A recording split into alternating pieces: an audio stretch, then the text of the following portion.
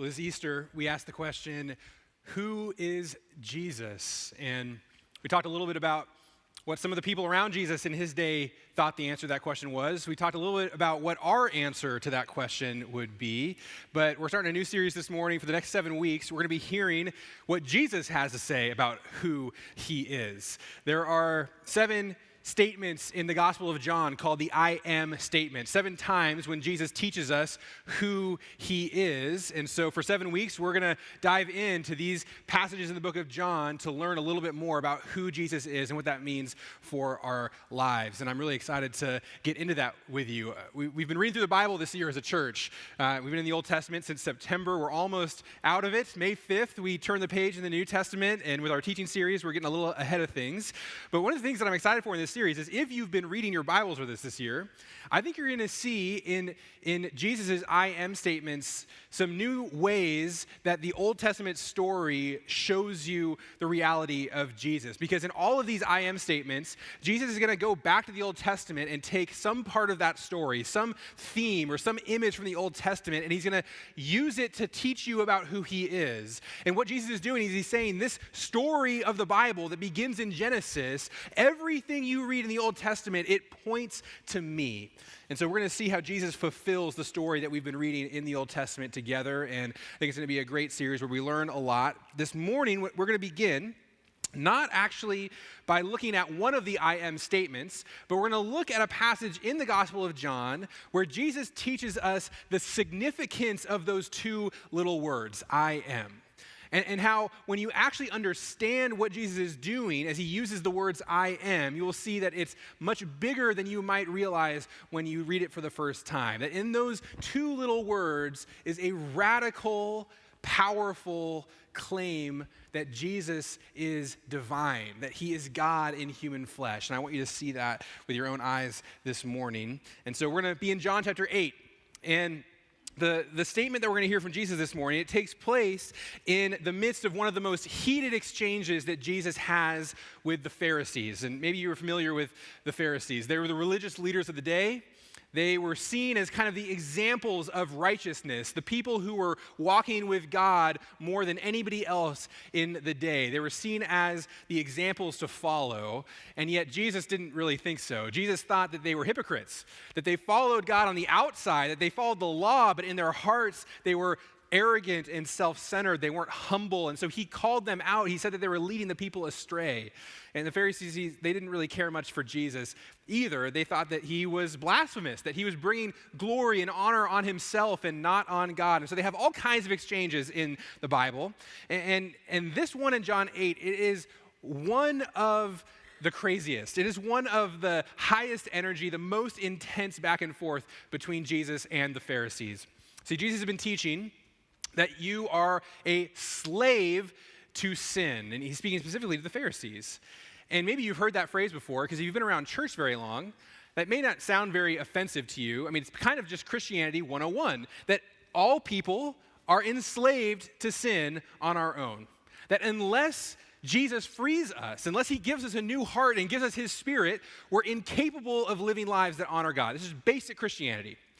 But no one thought that way before Jesus taught us to think that way in John 8. Like, you won't find the phrase slave to sin in the Old Testament. This is a new thing that Jesus is teaching, and the Pharisees didn't care for it much because they don't see themselves as slaves to sin. They see themselves as the examples of righteousness. And so they're pushing back against Jesus in this exchange.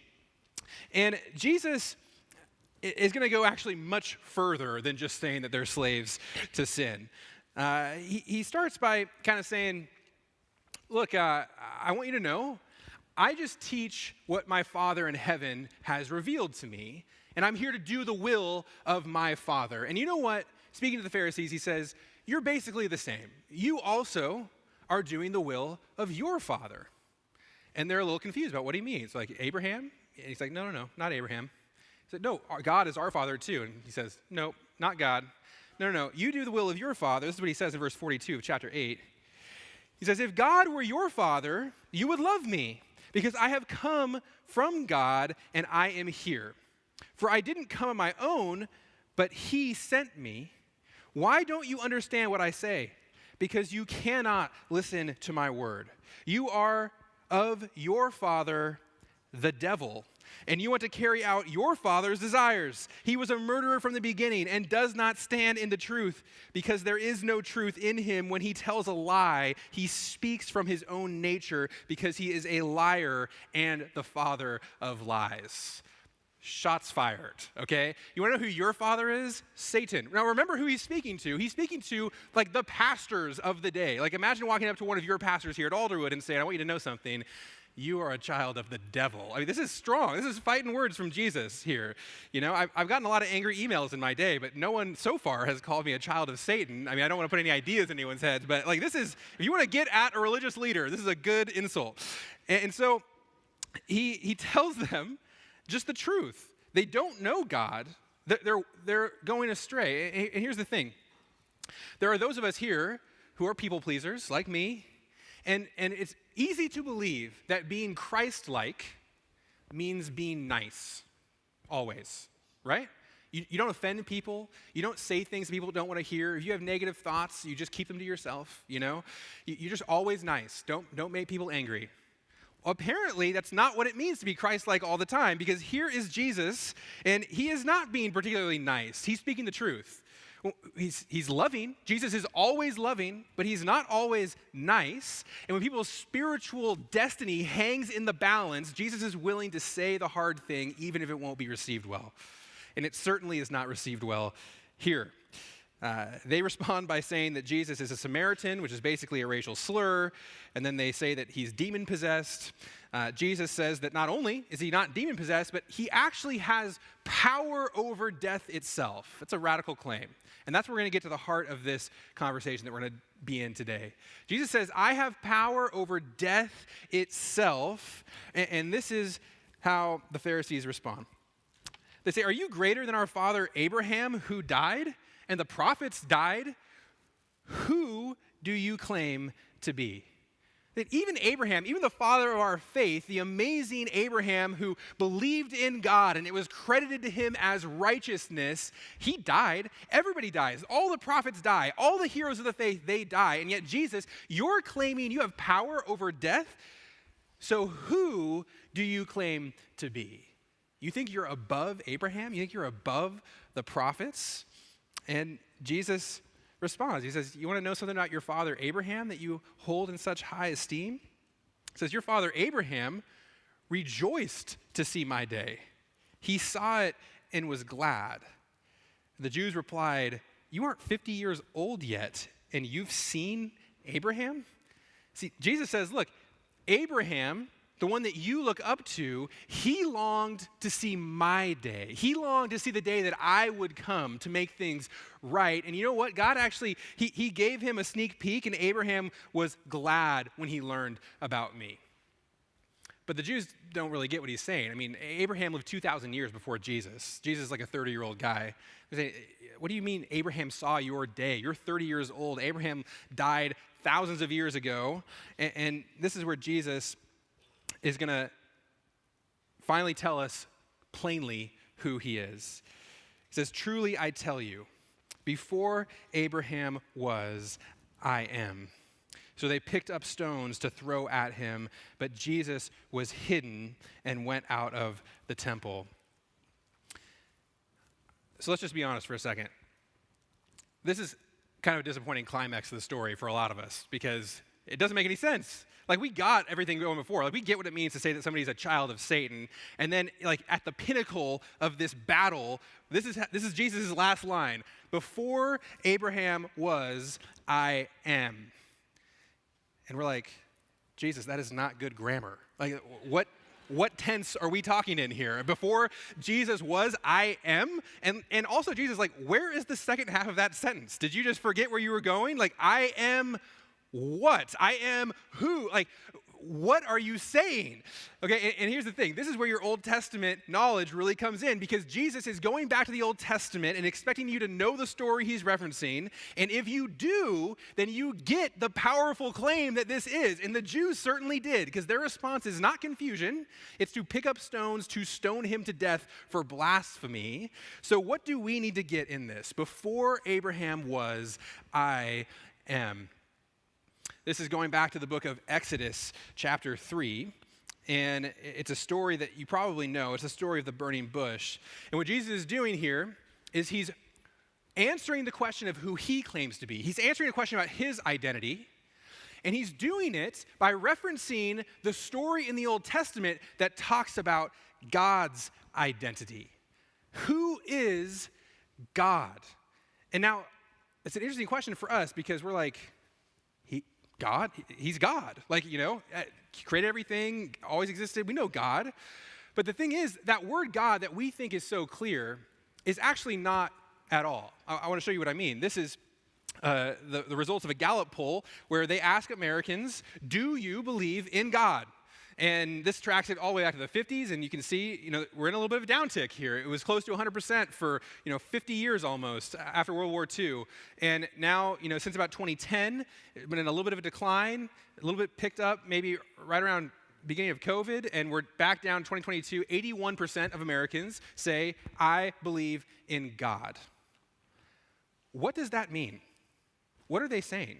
Do you think we all agree on the definition of God when we say it?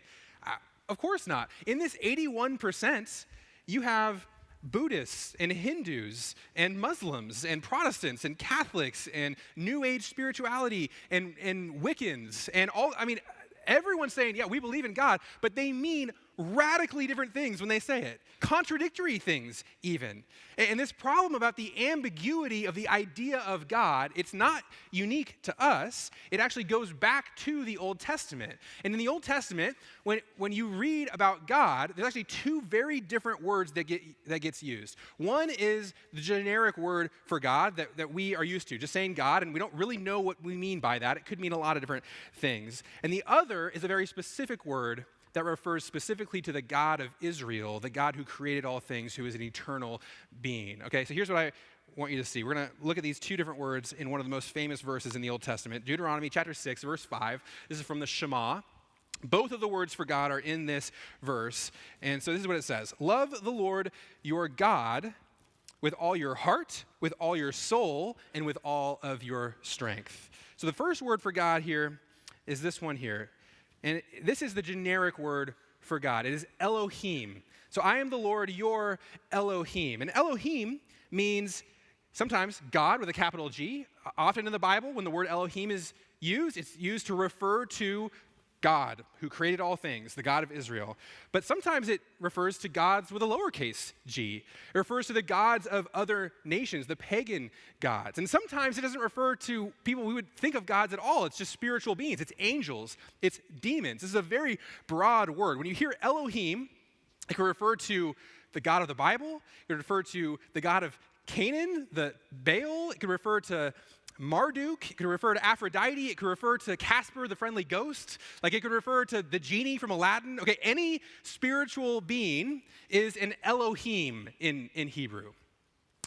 And this is a problem if you're going to just only talk about God, because there are a lot of Elohim.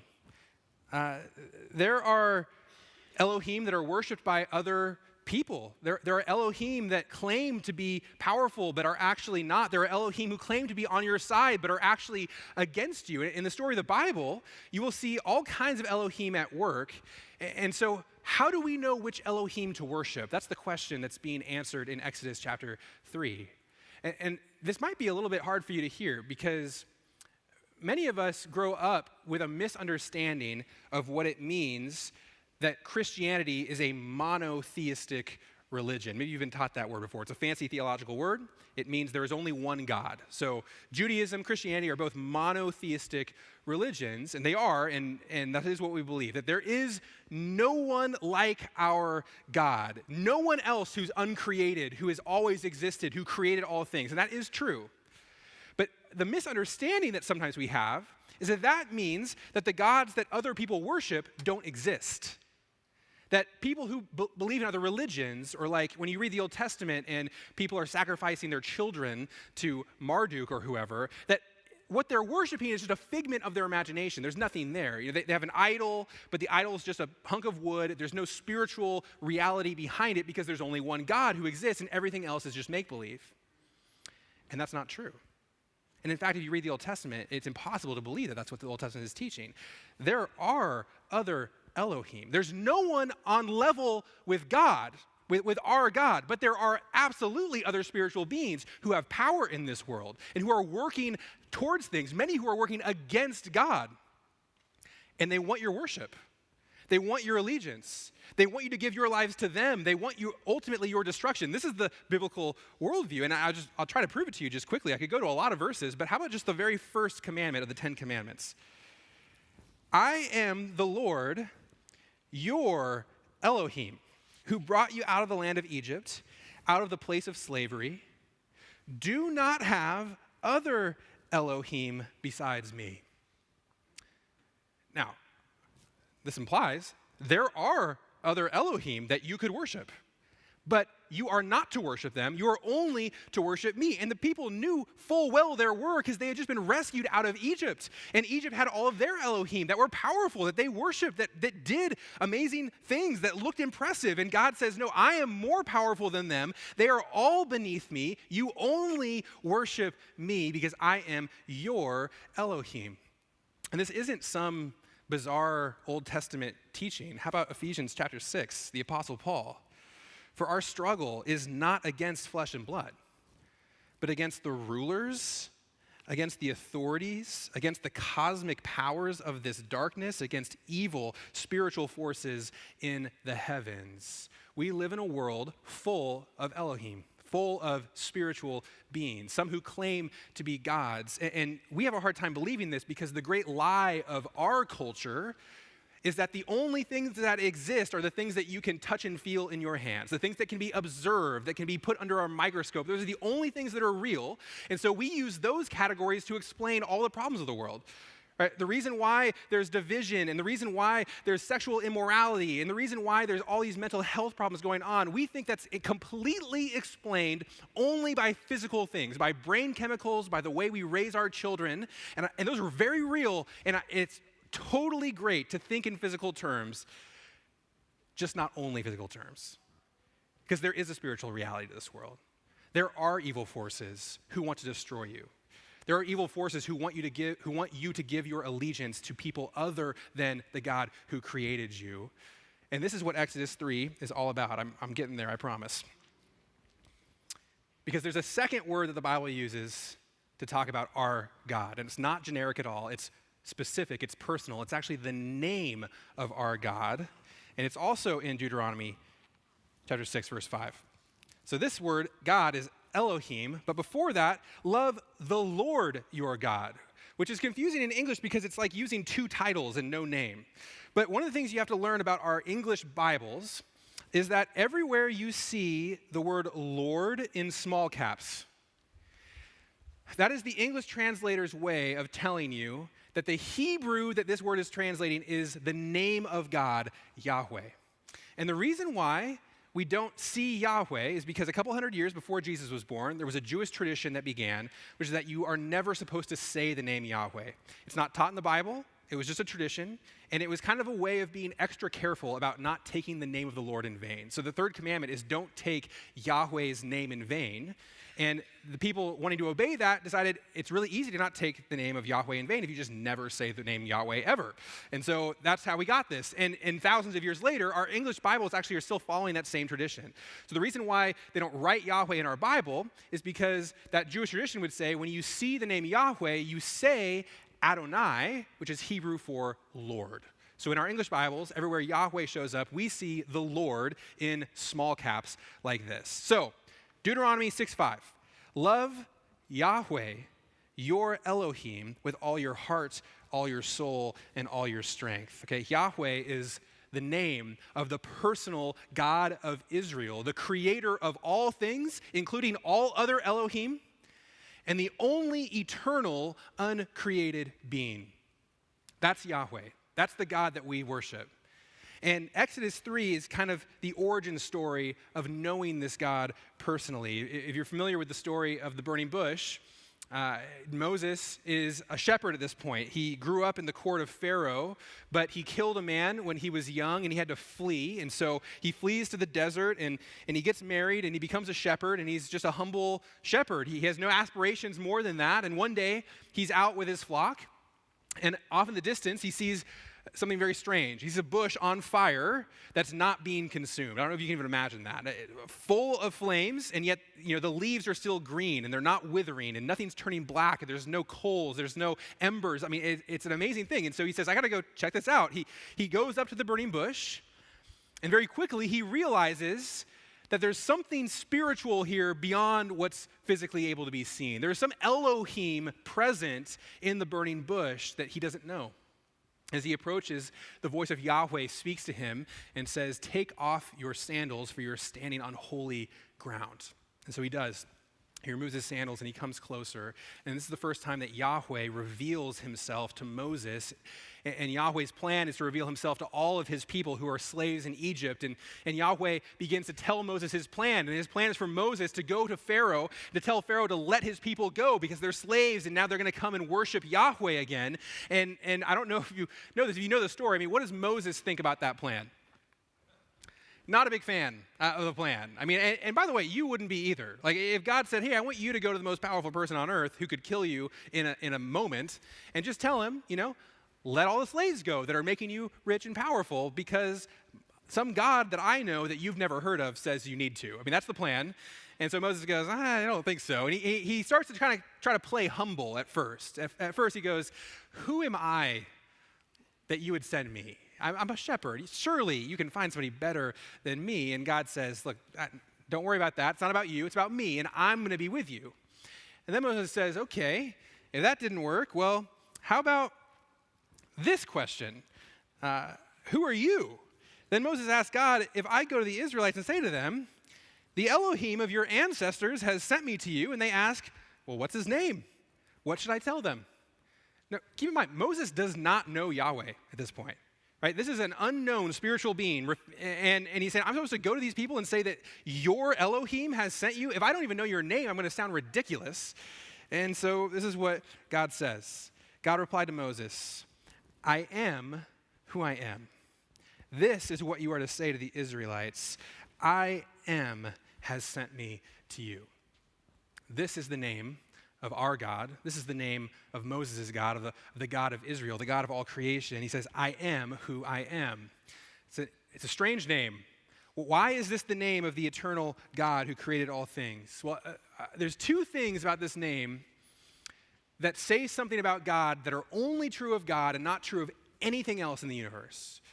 The first, this idea of I am, it speaks to God's existence, that he simply is. He is not dependent on anything else. And everything else in the universe is. You and I, we are dependent on our parents before us. We would not exist without them. Every living thing is that way. But even the inanimate objects in our world, they only exist because Yahweh breathed them into existence. It is only our God who is not dependent on anything else for his being. He has always existed. He always will exist. Nothing outside of him is necessary for his own being. I am. That's what he says his name is. But it's not just I am. It's I am who I am. And it speaks to a second thing that is completely unique about Yahweh, which is that his attributes, what he's like, they are completely defined by who he is. He 100% is the things that he is. They're not outside of him at all. He's not trying to become loving or trying to become righteous. He is love. He is righteousness. He is purely and fully all the things that he is, and nothing else is like that in the universe. We are all becoming what we strive to be. Right? There are ideals outside of us that we try to attain. Here, let me try to explain what I mean.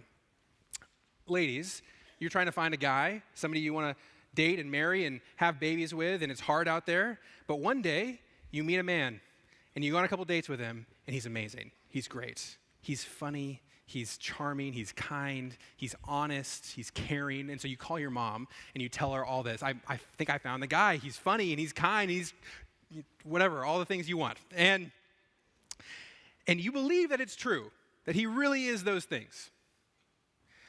But then you marry him. And you find out that in actuality, he's only sometimes those things. Like, he is sometimes funny and kind and caring, but not all the time. Sometimes he's a jerk. Sometimes he gets out of the wrong side of the bed or whatever, and that's life. But here's the thing. He is trying to become something, an ideal that is outside of himself, something called goodness. And on his best days, he's trying to become that thing. But he isn't that thing all the time. It's outside of him, not God. God is not striving to attain some ideal. He simply is who he is. He never has a bad day. He never stops being loving. He never gets grumpy and is no longer merciful. You can always count on God to be who he is. He's the only eternal, consistent being. God says, my name is I am who I am. Tell them that I am sent me to you. Okay, but I told you his name was Yahweh. That's different than I am who I am. So what's up with that? Well, in ancient Hebrew, the way you would pronounce I am is Ehyeh. It's close, but it's not Yahweh, Ehyeh. But look what happens when God puts his name in Moses' mouth in the next verse. It says, God also said to Moses, say this to the Israelites, Yahweh, the God of your ancestors, the God of Abraham, the God of Isaac, and the God of Jacob has sent me to you. This is my name forever. This is how I am to be remembered in every generation. So remember, the Lord is telling us that this is Yahweh, God's personal name. And so when God says his name to Moses, he says, my name is Ehyeh, I am. When he tells Moses to relay the message, he tells Moses, go and tell them that Yahweh has sent you to them. And Yahweh is simply the third person version of this. So it's not I am, it's he is. When you add that Y in Hebrew, that's what it does. So it says, go and tell the people that he is the Elohim of your ancestors has sent you to them. This is where we get the personal name of Yahweh, it means he is. When God speaks it, it's I am. And the people know God by this name for generations. That's always been how we recognize the God that we worship and we serve, by that name. So, fast forward back to our story with Jesus.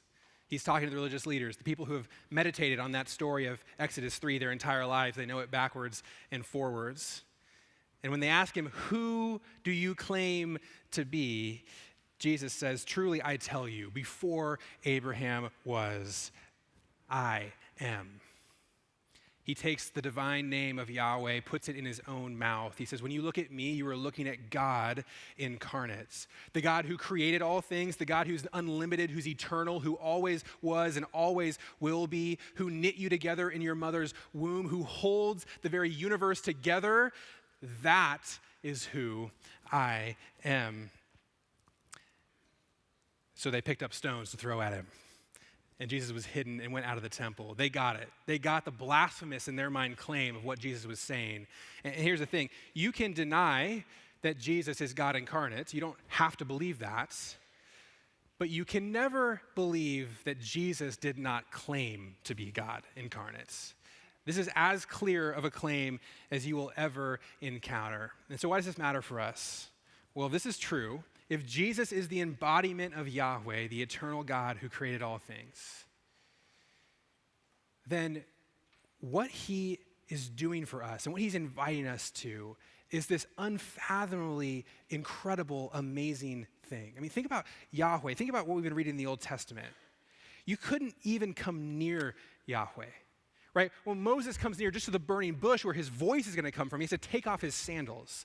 Think about the tabernacle and the temple and everything that went into this separation of the people from Yahweh, because his raw goodness, his holiness, his power, it was too much to even approach. Even Moses couldn't look at Yahweh, couldn't even lay eyes on him because it would overcome him. Yahweh is transcendent. He's above us. He's beyond us. And yet Jesus is saying, I am Yahweh, come down to you, to know you, to walk with you, to carry your burdens, to be in relationship. See, Jesus is saying you actually get to know personally on a deep level the God who created you. That's the invitation. And not only do you get to know him, Jesus says, I'm going to put my spirit in you. The spirit of Yahweh is going to live in you. You're going to become the temple. You're going to be the dwelling place of this infinite God. Is going to live inside of you. It's an amazing thing. It also means that when you see Jesus, you see Yahweh. And so when you learn from Jesus, when you understand who he is, you learn more about this God who created us and created all this universe and created a plan for our lives and a purpose. Like, we get to know more and more about the very nature of this universe when we learn about Jesus. And so that's what we're going to do for these 7 weeks. We're going to learn about Jesus together, about who he is, about how he reveals Yahweh to us. And all of that is to get more and more of him, to look more like him, to love him more, to see the way that we can be his hands and feet in the world around us. That's my invitation to you. That's my prayer for you. Lord, please help us to grow. Help us to embody more and more who you are, that we remember that we have your spirit dwelling in us,